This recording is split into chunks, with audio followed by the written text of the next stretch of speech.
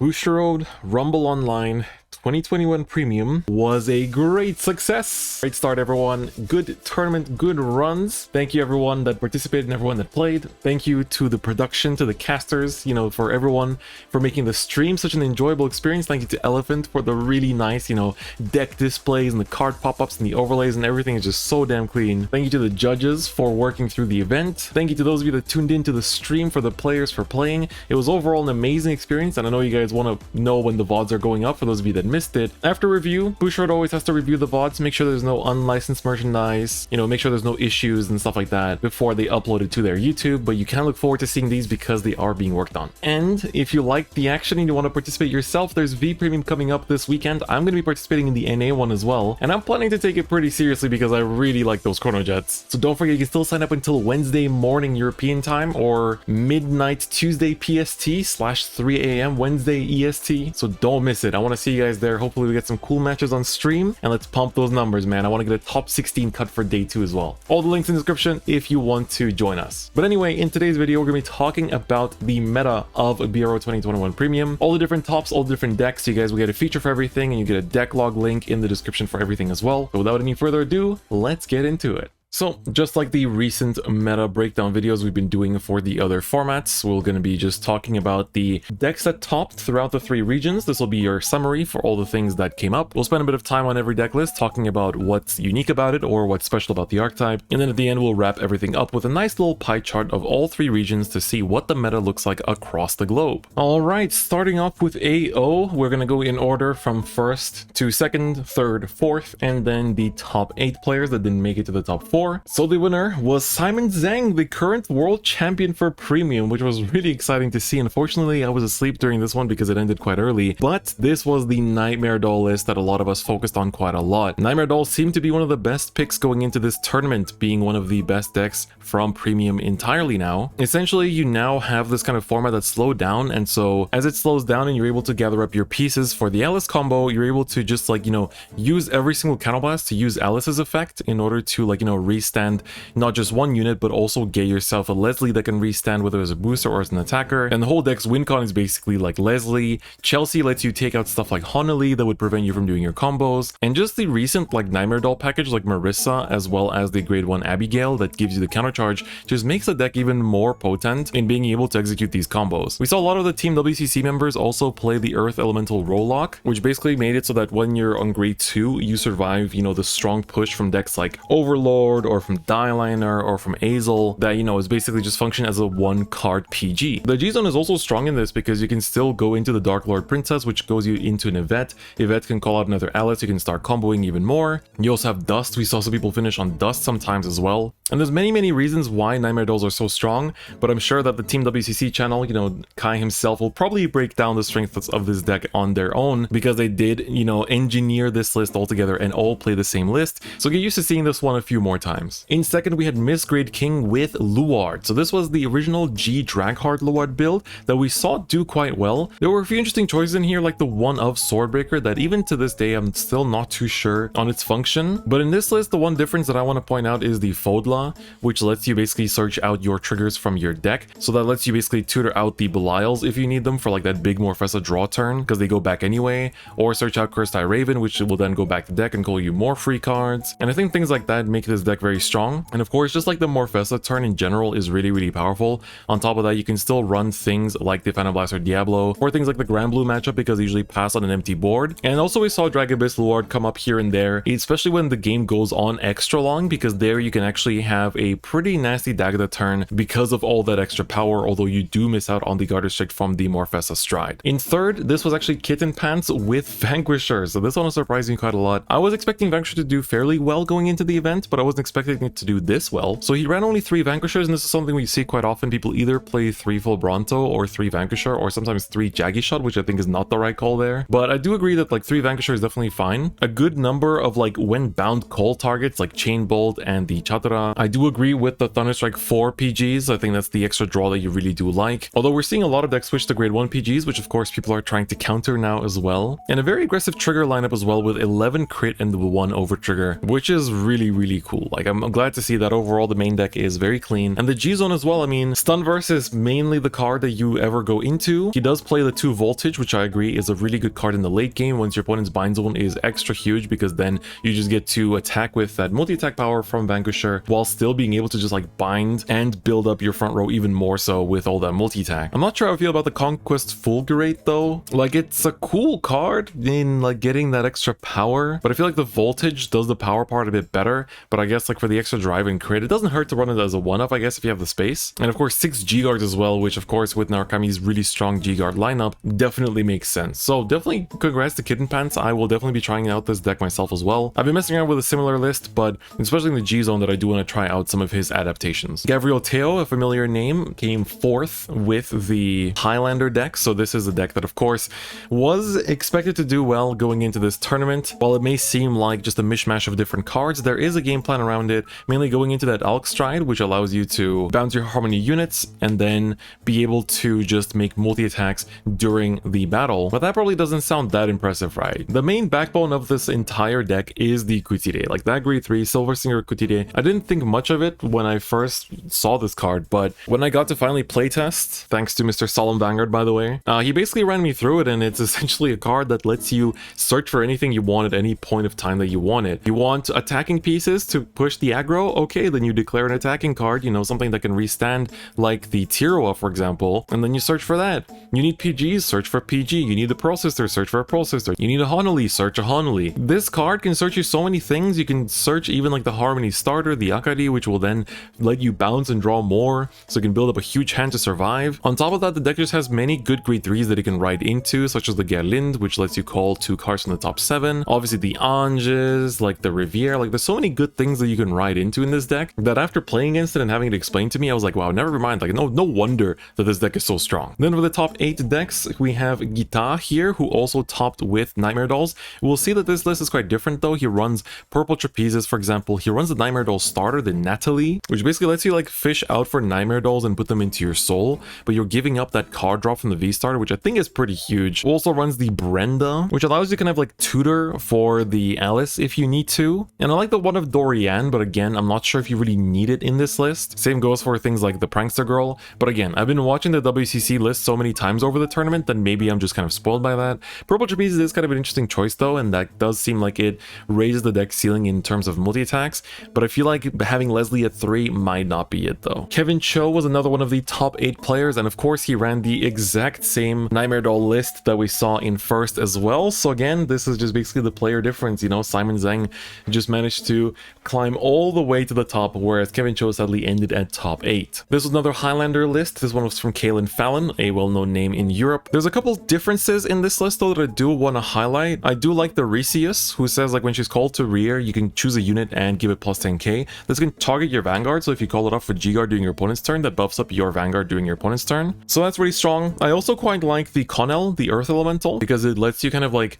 dodge some of the removal effects that some decks carry, which is also quite strong. And the Bikun, of course, is pretty strong in this meta, and I wouldn't be surprised if more decks play it, because Bikun like is good against so many things, like not just Overlord anymore, right? There's also things like even, you know, my DP, for example, that it does target. So I think that these little techs are definitely quite interesting and probably helped Kaelin to climb all the way here to the top 8. And finally, Shoti the Surpasser brought Tavas. So Tavas was hyped up by quite a lot of people as well, because you're able to actually ride down just like Nightmare Dolls can. I didn't mention that earlier, but Nightmare Dolls can use Carol, you know, not only to set up, but also to use her effect and ride down to grade 2 after their own grade 3 turn or stride turn in order to deny your opponent the first stride because they haven't spent a turn on grade 3 yet. And Tavas can do the exact same thing because you use Tavas' skill to basically ride up to the Lambros, and then if you just Soul Blast out the Tavas, by the rules, you'll have to ride down to a grade 2. Of course, you can't G-assist after that, so you have to have a, you know, Tavas in hand, but it's still a pretty cool deck that, of course, you know, managed to find some success and climb its way to the top 8 here. I definitely wish I could have seen some gameplay of this, so maybe once the VOD goes up of the AO stream, I'll be able to find the games that this deck was played in, because I'm definitely a big fan of Aquaforce in Premium, and I want to see them perform even better. Moving over to EU, we went to quite a lot of amazing games on stream here. It was definitely very fun to cast, but the one that took it all was Karan Patel with his Dragfall Luard list. So this is where we start to see a difference between the Luards. There's the G Dragheart, there's the V Dragheart, and then there's the Dragfall. And honestly, the Dragfall is basically what won him the finals because he was able to use the Retire skill to win the Eradicator matchup. Really strong deck, not using the Blaster Dark Engine, which I think we talked about on stream as well. Running that interesting one of stand of the Crave Teen that basically gives you another stand for that powerful Morpheus turn, and if you stand the Dagda, that's even more attacks that you can push out, which is really, really good. Running the Honolly for things like the Nightmare Doll matchup, and just in general, like a very lean and nice deck list. It looked very like pleasing to watch him play through it as well. He runs the one Spectral Diablo as well in the G zone, which I really like. But we're seeing a lot of people also adapting this one of, so it's not that surprising. And of course, the 3 Morphesas, 3 of the Drag Abyss is also very usual. I also pointed this out on stream, but I like the one of Bronak because that lets you, like, especially if the game goes long, just stack the rest of your deck, and if there's an OT in there, you can just basically ensure an OT to pop, which is pretty cool. But yeah, congrats to Karan once again. It was really great having you on for the interview as well. Just an amazing sport. Make sure you follow him at King_Luard on Twitter. In second place though, we had Ilya with Eradicators, and this Eradicator list I was a huge fan of. You know, he like split a focus between the Descendant and the Vowing Sword. We saw some people just playing Vowing Sword and nothing else. And I think that was the right call because the Descendant gives you something to do while going first, whereas the Vowing is really good into the Stunverse turn. He also played the Spark Rain, which gives you even more multi-attack potential, but I think the number one, like the 2 MVPs in this deck were essentially the Unruly Dragon, which is kind of like a negate, together with the Kunchak. So the Unruly lets you intercept, and then when you do, you counterblast an Eradicator to kill an opponent's Rearguard that's not attacking or boosting in this battle. And then when you do, the Kunchak triggers and says when your opponent's Rearguard is retired by an effect of your cards, you can force both players to choose one of their Rearguards and retire it. And in addition to the G-Guard lineup in Narukami, you're basically able to just answer your opponent's entire board the moment they start attacking. On top of that, Eradicators have Nusku, which is a searcher, like top 5, reveal any Eradicator added to your hand. And that's why people run the Grade 1 Eradicator PG, so that is also really cool to see. This was a really cool deck that I definitely am going to try out as well. I'm just waiting for some of these commons as well as the Unruly Dragon to arrive, and then we'll get into the action. In third place was another Ritual deck. So this one was Dave's V-Series Luards. Unfortunately, this Luard could not beat the Narukami matchup, but here we see like a bit of a difference, right? We see the Blaster Dark Engine together with the Dub Hood Dragon. We see the Fallen Dive Eagle, which you can use as well against certain matchups, and also the Chain Ranker, which works specifically with the V-Series Luards because you do want to inherit that skill sometimes. And so I think Chain Ranker, on top of having a nice guard restrict, is also just really good when you're focusing on this version of the Luard. And with this, you're not actually afraid of like not being able to stride, so the Nightmare Doll matchup can be a bit stronger, so that way you can still do something even when your opponent rides down to grade 2 for your first stride turn, and you can just like farm force markers the way you do in the V-Series Luard. Overall, very strong list, and he definitely deserves to be here in third place. Fourth place was Kelvin from WCC running Grand Blue, and he had an incredible top 8 match against Derek Dow. I really love that one. It was a great feature.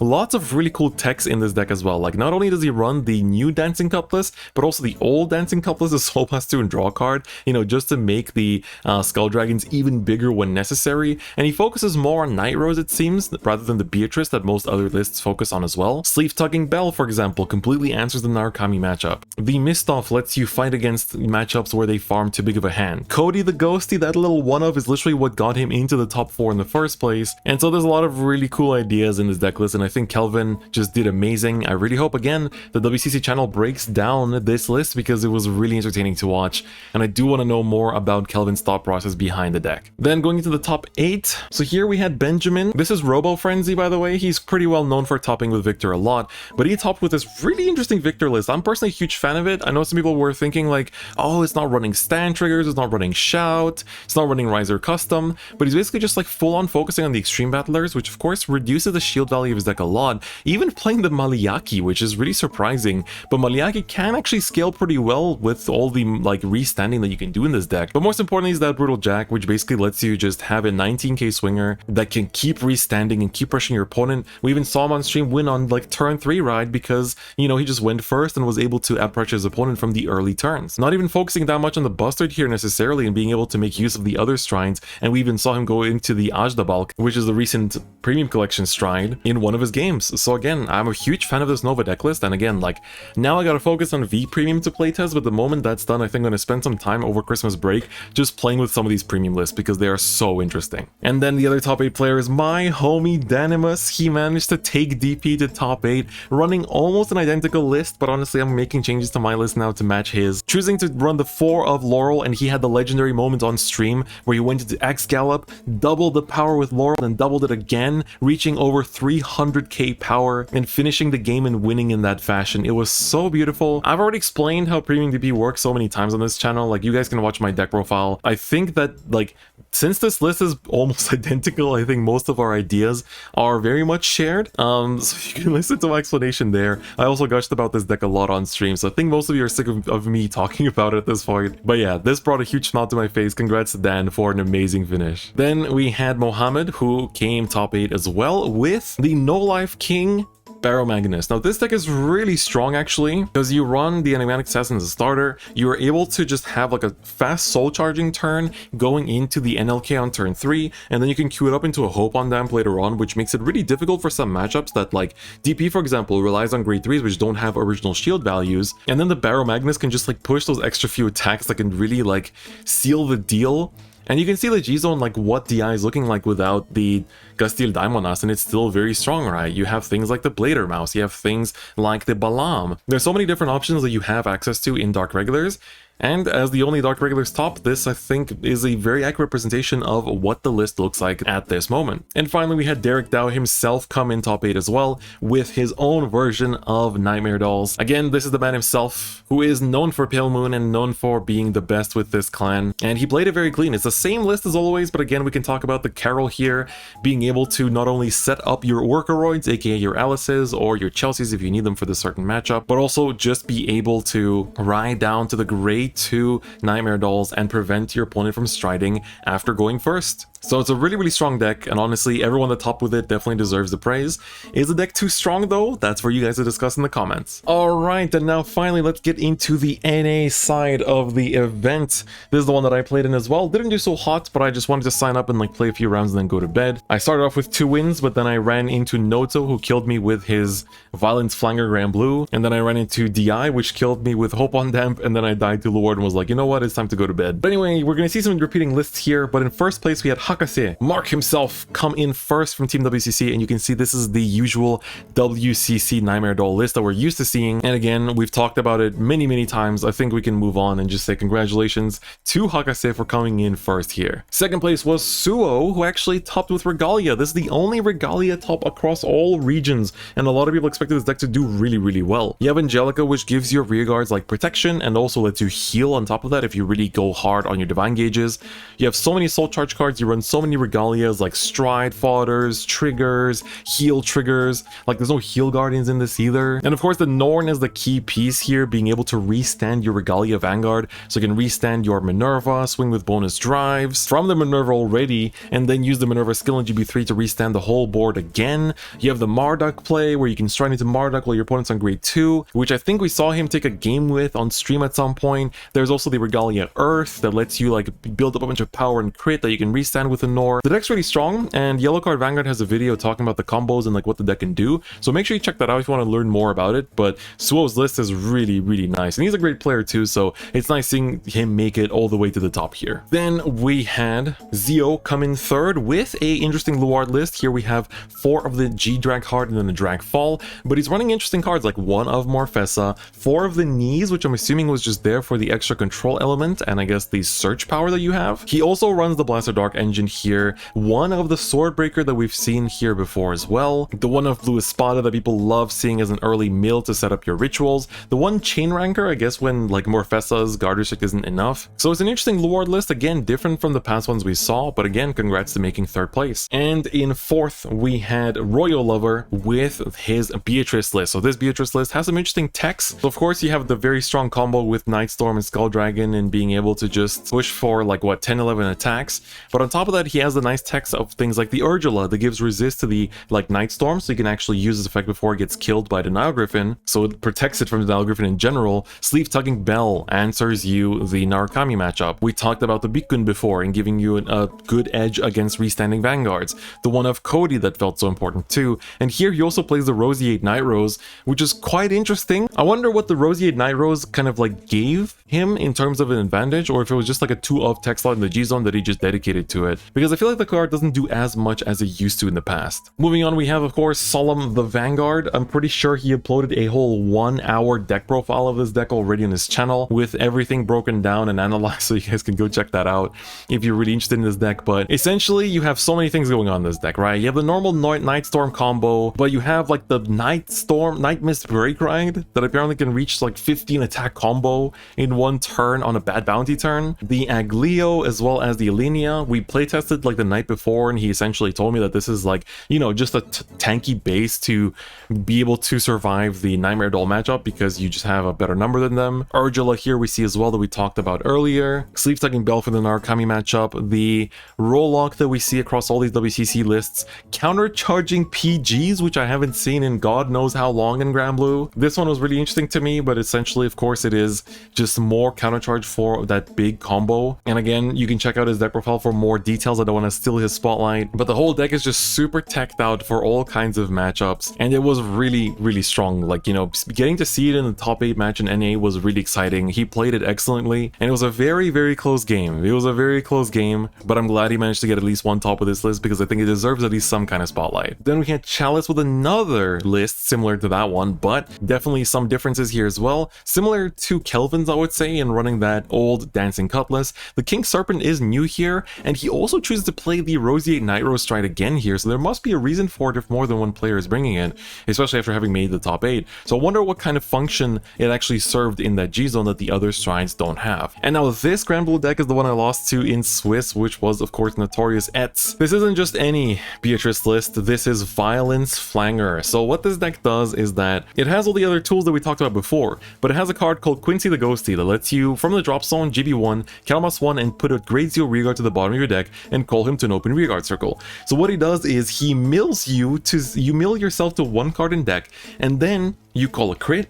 You use Quincy to put it to the bottom of the deck. Then you overcall the Quincy with something like another crit, put that to the bottom of the deck with that Quincy, and then overcall this Quincy with an overtrigger. Use Quincy's effect to put the overtrigger on your bottom deck because it's a grade 0 rearguard. And then you just stack a few, like, you know, 2 more cards that the overtrigger will have to draw you into, and another card to make sure you don't deck out. And then you use the Violent Flanger, which it cannot be guarded by Sentinels, to basically just put all that power on him. You can even use Nectar of Sensationalism to put even more power and the crit on him if you don't have the OT. And with that, you just swing for 5 damage, cannot be Sentineled, you know, 100 million.